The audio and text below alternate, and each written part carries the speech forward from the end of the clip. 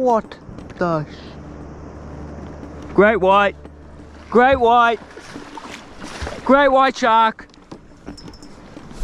Cutting the live bait off.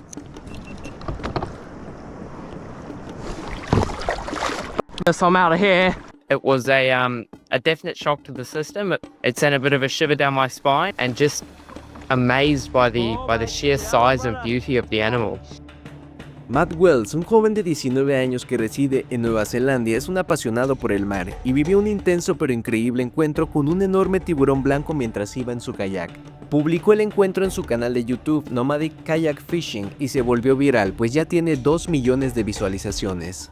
The day fishing was going pretty well as normal. I was live baiting for a species here we call yellowtail kingfish. Well, eventually I just noticed a small swirl behind the kayak and I thought, oh sweet, there's a kingfish feeding behind me, as they typically do on the surface. So I turned around, hit record on the camera, and well, by the time I'd hit record on the camera, the swirl had increased in size to maybe the width of 3 cars, and next thing I knew there was a very large great white shark appearing out of the blue, swimming directly for me.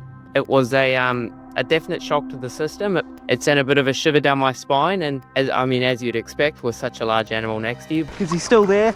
Yeah, he's still there.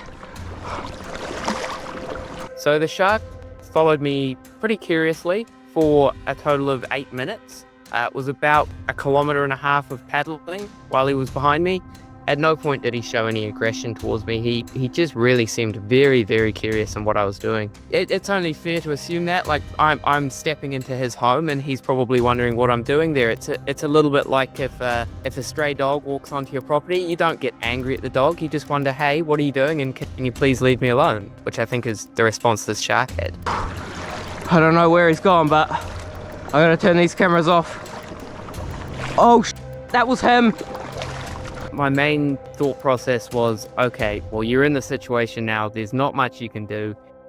I knew in the moment that, hey, if you completely panic, nothing's good gonna come from it. So I kind of figured, well, I better just put my head down and think logically and get through this. I did have that thought through my mind, like, they are an unpredictable animal, but I had faith that it would just eventually lose curiosity and just showed a bit of respect for the animal. And, well, as you see in the video, asked it nicely to leave me alone, and eventually it did.